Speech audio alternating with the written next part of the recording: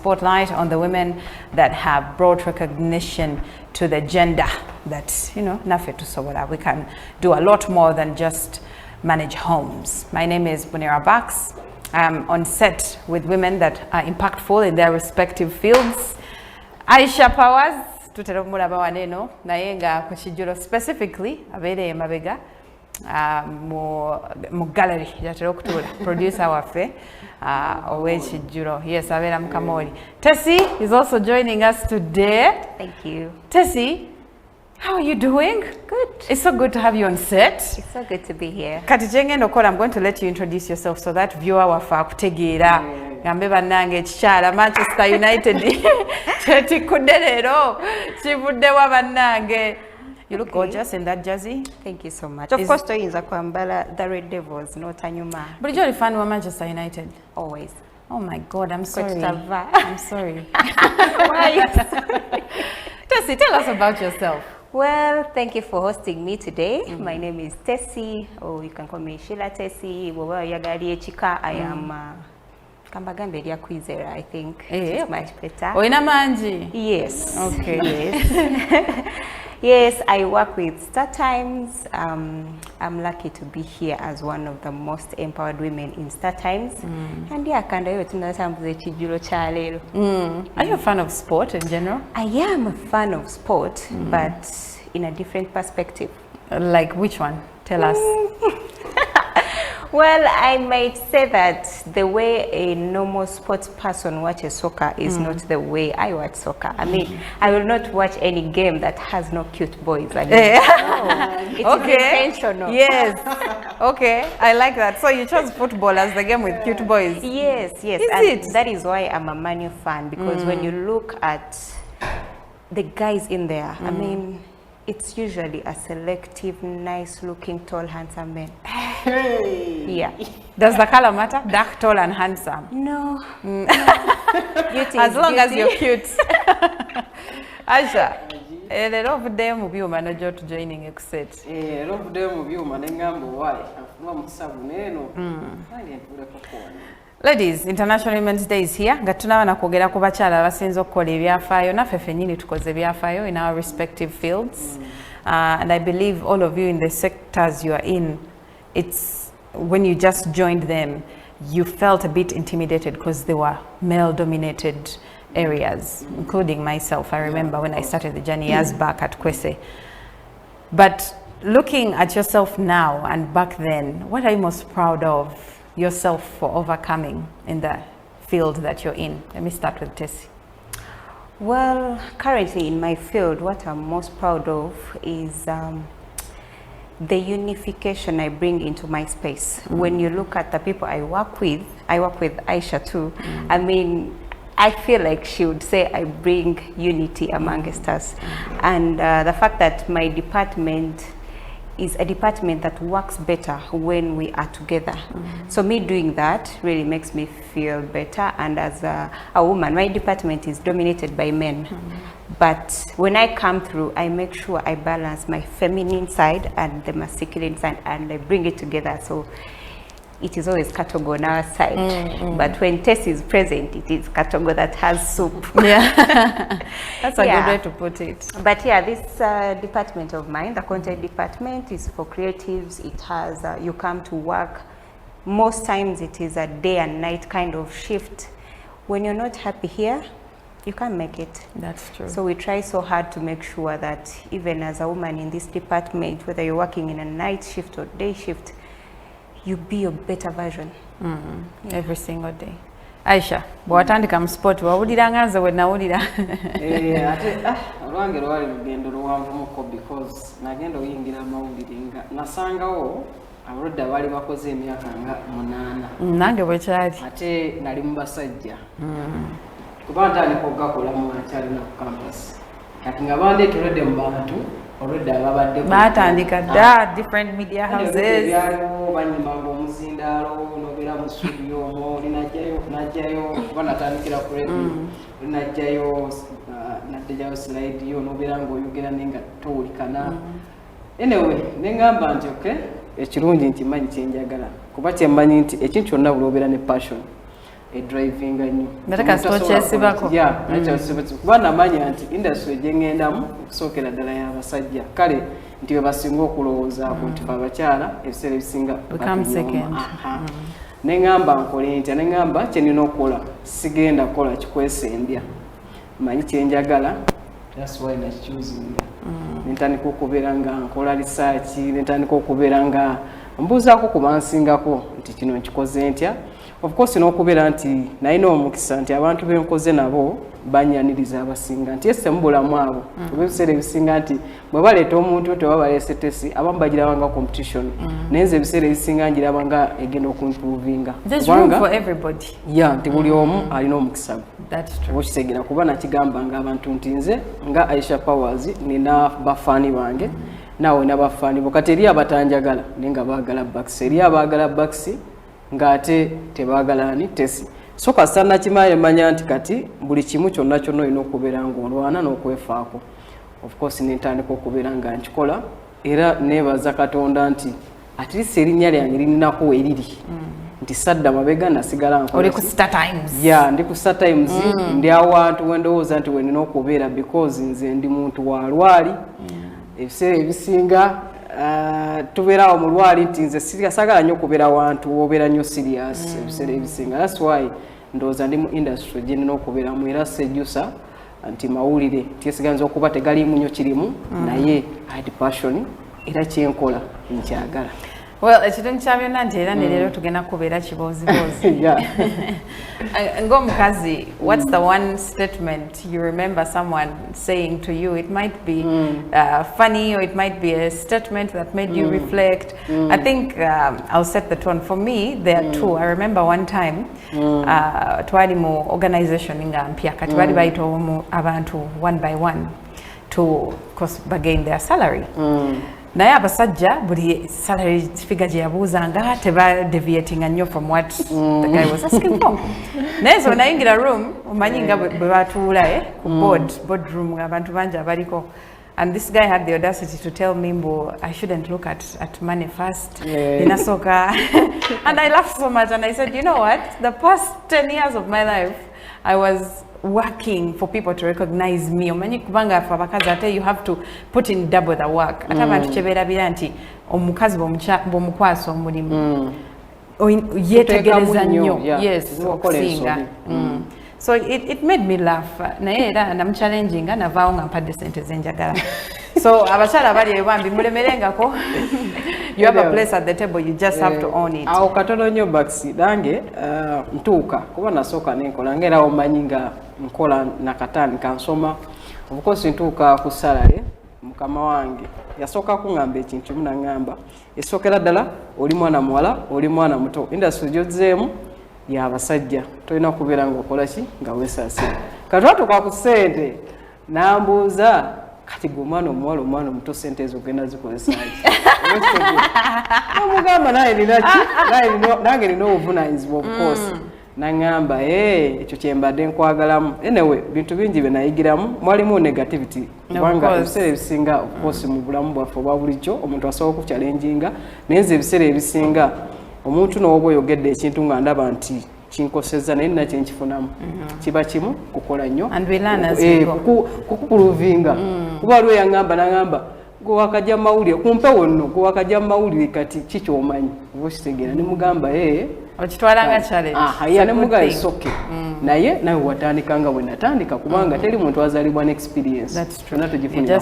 I think your experience has been different from mine because in the abantu wonna wenkoledde I think bonna abadde banjajinga depending on my face okangambe my physical appearance in that my first job I was a receptionist. I remember my manager yangamba you did not perform well oyina ekibuuzo kyewagwa straight out of campus obviously nangamba but you have a very good smile.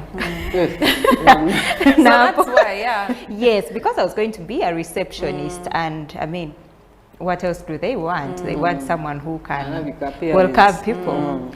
Now after that emirimu gyonna gye nzize nfuna nsaba biki bakutunuulira ne balaba someone who cannot even wake up to go to work. You know, they look at you like a child. They look at you like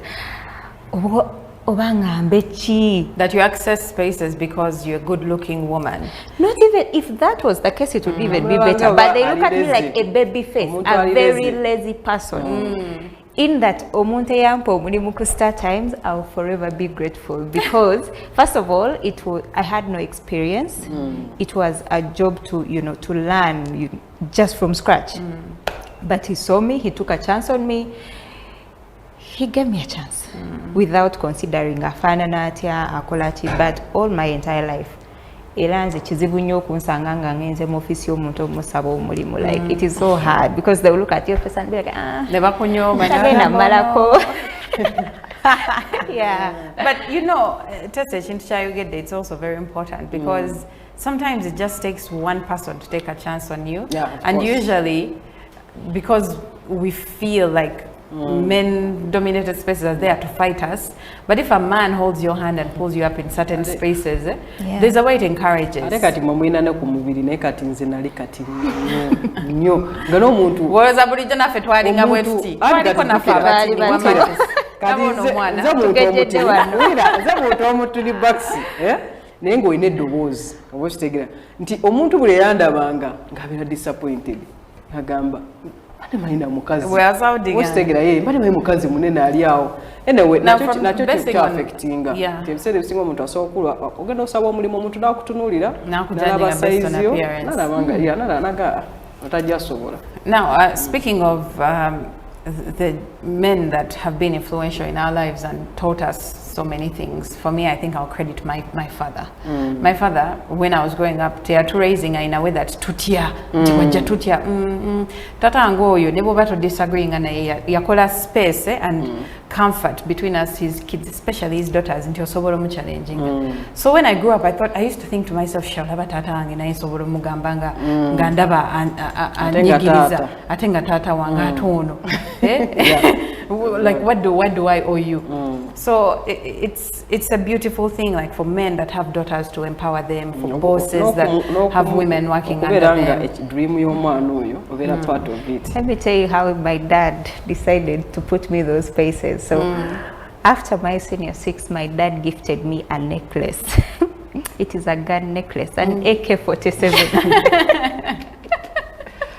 I think lelo sijambade, but abamanyi balabaka akamundu tero kambala, and that has been something that actually sparks conversations between people. Muntu antukirako nalaba necklace naga, are you in the army? I'm like, no. And then in a way it has been a very good thing to me. First it was to chase away boys. Yeah, strategic. But then with time I think it more like brings conversation, because umuntu agira but then nayagala okumanya what's like about the necklace. For me, I penetrated through my necklace. It's a good symbol that it meant one thing, then it meant so many things altogether to your life. That's beautiful. Ladies, because we've spoken about the men and their influence over us, but do you have any women you recognize and remember because of how they made you feel and they inspired you in different ways? Because unfortunately sometimes it's fellow women that fight other women in different spaces, especially work environments, forgetting there's a seat at the table for everyone. And imagine if we worked together as a force. But most of the conversations you hear, like you can enter a place and say, oh, it's male dominated, and the guys welcome you more to join the workforce more than the women. But who are the women that have made you believe that can actually be done, and there are women that can empower?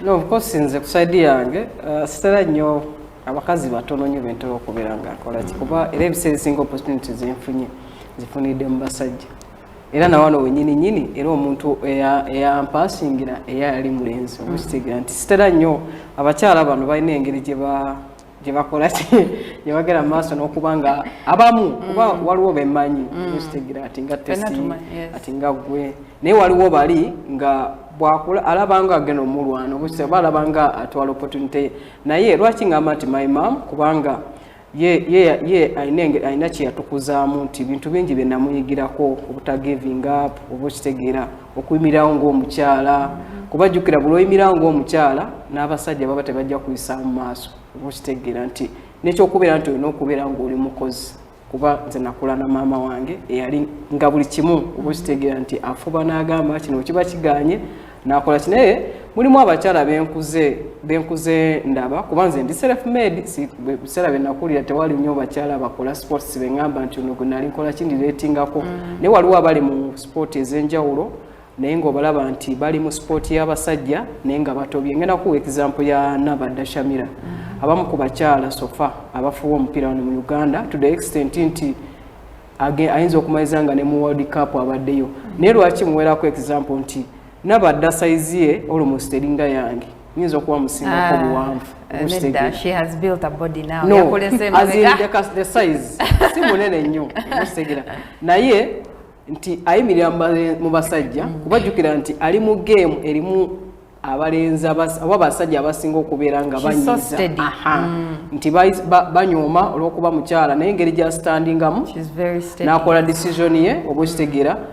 However much giving refereeing a whole new face, and not just for women, for men as well. Kubaze mama wange yangamba ekintu kimu tofa ku bantu kye boogera fazilonga okola ki kumanyi kyoli nze n'onaagaana ogaa nti Aisha ali kino naye nga si kyendi I don't care because yakingamba nti people will talk naye gwe ki kyoli gwe ki kyokola ki so abakyala bwe batyo ndowoozaako nti bakoze kyamaanyi bakisa okubeera nga bajjamu kiri kitwalina ekyabasajja nti ekyokubeera nga emirimu egimu basajja abakazi tebalina kubeera nga bakola ki nga bagikola so apart from my mom gwe ngamba nti iro wange naye n'abaana abakyala bangi abazi bagenda maaso n'okuba nga bakikola naye nga nabaddayo omukwabo kubanga amazima mu Uganda muno omanyi omupiira gwa Uganda agenze eweeru yabadde mu AFCON yawangudde by the way kirabo nga one of the most decorated referees ababiri female ate nga akulaga nti nemwadde kapo ajjabayo so ndowoozaako nti kyekimu ku ebyo ebigenda maaso n'okuba nga at times driving n'ogamba nti waba ono asobola okukikola ate nze Tessie, olinayo omukyala goyinza crediting for inspiring you? Well, abachala banji, but in this department of sports, I'll just talk about this one person. Mchala Aisha, nze gwe ngeno kwogerako wadde teyewadde credit. I've not seen a woman in sports ngali so interested in this thing, ngali so professional first of all, ngali so passionate about it, and the way she does her work, honestly. Abatulabe omukyalo nakola show y'ekijjulo Monday to Friday ye producer waayo yagitegeka buli kumacha yawa sini ekyokwogera yawa jibbe ekyokwogera yawa bax ekyokwogera. You see omuntu asobola okutegeka this show on a daily for 1 hour Monday to Friday nga tasobya nga kwegamba it flows. I mean she must be special. Inti bwotunulira katugeze TV stations nyingi eziri eyo n'abakyala be balina ku sports channels zaabwe. Really, I feel like our Aisha here, she stands out in the sports world. Si omuntu gwokera ku macha n'omuteeka mu basajja n'owulira nti kati ate ono manya mukazi, you know she's lacking out on this and that. No, she stands out, she beats them, she's always on top of them. You cannot put her against men, no, as if you ntitomwadde platform oba nti omukotogera oba omutadde at the same level y'abantu bali basobola n'okubeatinga in that department, you know. So I'll give the flowers to her, really. That's good. Yeah, that's true actually, everything she just said. Aisha, happy Women's Day. Twina chimuli chafe chapa twandi chikuwadde. Now, do you guys have teams you support locally? Let's start there. Yeah, I support Wanga Aisha bambi toto buza. Wallahi ndibagizwa. Emijozi nkali. Yogere ekituufu. Emijozi neka joine just that time Gambia. Kubanga because nkolera start times. Nedda nyabo. Chinka katako. Wajja n'obujozi bwonga tota training start times. Azuwagira oina kabira. Oina kawakiso giants. KCC oina kameka. Ndi mwagizi wa KCC baida. Byaddala lwakuba nti yatuuka neva ku mugendo. Oba neva ku mulamwa ebiseera ebisinga n'ensooka n'enkola ki kogwe kufuneka endala no okujambala kitegeeza nti nkola ki kuba nze nsobola okwambala omujozi gwonna naye kiba kizibu obutalaba mpira gya KCC ate kyekyenjawulo kiba kitegeeza nti tiimu njiwagira tiimu ojagala KCC kiki ekyakuleeta ojagala engeri gyesambamu ebiseera bya Mike Remutebi nti nze ndi muntu ayagala omupiira ogunyuma kyovala nti tiimu nyingi yadde ne Bungereza nze tiimu kasebeera ng'esamba omupiira omulungi ebiseera ebisinga kyensinga okubanga njagala nti ebiseera bya KCC yali esamba bulungi ate nga eri bit professional engeri gyekolamu ebintu byayo ku social media na buli kimu kati nempikinga interest kuba ze zimu ku tiimu ndowooza ng'ogyeko ovulate nti egenze yagezaako okubula naye ze zimu ku tiimu ezibadde organized mu ngeri gye badde bagenda mu maaso n'okubanga bakolamu off and on the pitch so kyandeta opikinga interest netandika okugoberera KCC ebiseera Mike Mutebi ate nga baleeta ne results ng'olaba nti ne waba bagikubye onyumirwa omupiira gwe bagenze mu maaso n'okubanga basamba. I know you can't say that about them right now, but I'm glad you love your team to the death. Tesi, oyina team gyowagira wano e Kampala, manyi oyagala nnyo abasajja abalungi naye kati ojja kutya ekirabo kyo gye tulidde ina abasajja abalungi wano. I'm sorry, but tewali temwefaako. Empagira Nek. Nek wali yani? Tewaliyo kati yavaayo naye. Wali yani? Kubirekoba. Ojamugobya mu bufumbo. Well, nze njagala kutandika kuwagira UPPC kino nkyogedde my lads are not around kubanga bandinetise. Bagalagala mu entebe UPPC. Njagala UPPC naye gibajja kungobayo naye amanyi. Eyo nakati eze. Bagamba ntwala ebipali mu tiimu z'abantu. Ati matiimu nazizzayo nakimenda. Nezikuba ekigo. Njagala UPPC. Kira nkyajetegereza naye saawa yonna. But honestly, if I was to support a team right now, it would be UPPC because of the technical bench. I'll go with the technical bench. Abakochi baabwe I highly respect the two of them. Those are what they've done with the team. Oli mutuufu. Kubeera nze naye ddala baye yali yanzizaayo ku KCC yagenderayo balyoke bamutengera abatiimu etandise okomyawo philosophy eyo. And to pair him with Livingstone, wonderful. Naye KCC ngera bwakugambe nti egenda eva ku mugendo. So no wonder. I just need to understand properly. Tesi yagambye mpira yagula batya yalaba basajja result togifanako ye ngeri gyagula result njifaako waliwo biribu njifaako naye kale wabaawo ekintu ekikusikiriza okujja okulaba result eyo naye nandirowooza nti oyinza wagiranga Manchester City because Pep Guardiola is a good looking coach. Kati olaba lwakuba baakola ensobi ebiseera ebyo ne batujjako Rashford waffe oyo yali alabisa bulungi TV nga newe kaba kali ka screen akatono nga Rashford alina engeri gy'alabikamu bwe bamuteeka mu frame kugamba United batikola bubi nnyo ate aliwa just ali kuloni tali kuloni alina beerangako ne bwaba mumenyefu alina kubeera nga ali wali ku screen nga tumulabako. It inspires us a lot as the women we are not okay. Kati Rashford watali alipo otunuulira. Producer atulo ku Rashford oyo. Kati Rashford watali alipo otunuulira. Anti kati enaku zino Rashford engeri gy'ataliimu tubeera tutunuulira ka coach kaffe bambe akapya kakariku. Yes, he's okay, si muwanvu kiri awo but he tries. Anyuma. Yes. Kati Amorim ye yali akunyumira mu frame.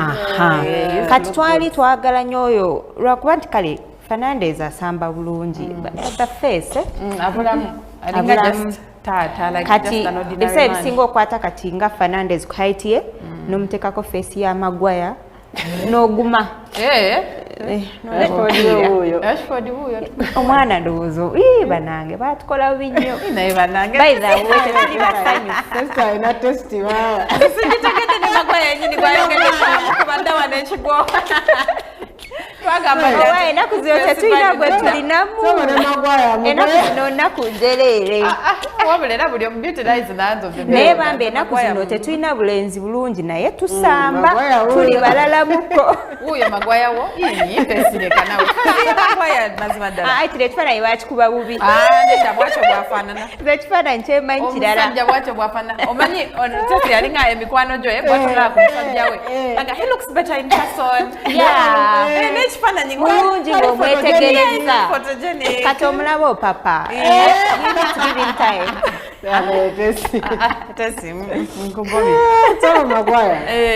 Aisha bw'oba wakulaba ng'olaba just face value nga mpira toli deeply analytical like you always do. What team would you watch?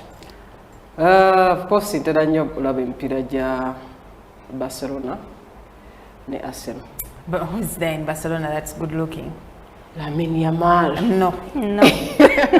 Anyway, I will allow because it's your opinion and you're granted your opinion. Barcelona. And utilize in the hands of the Barcelona. beholder. Lamine Yamal mwagala ng'omusambi is my favorite.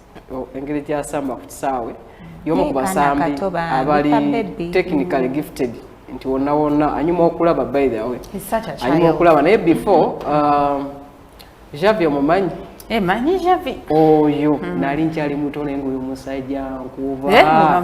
Era by the way ugaye yampagiza Barcelona oyo. Ng'alina engeri gy'alabikamu obusitega ng'ogyeko ekyokuba nti yali amanyi omupiira. Javi oyo mumpi mukko si muwanvu. Mumpi. Then Neymar Santos. Yes, Neymar, yes. Yeah, Neymar. Ate Neymar ne Hula gye yalinanga kati. Swagaze naye at the moment essaawa zino surprising abamu ku basambi abaleko bulungi. Naye linda okukatiniya Pogba abakubeera ne fesinga kuswaga lyalina gwe bane Pogba naye ayine Pogba yali muntu wange ate ng'akyusa enviiri ng'amwagalako kimumpisa mbi. bad boy oyagala nnyo ba bad boy abo bennyini kwe tutava naye maama ennaku zino musajja we ajja kudda engulu totya aliwa mu Italy. No, ali kati mu France ali ku Monaco nene Monaco kigenda muta.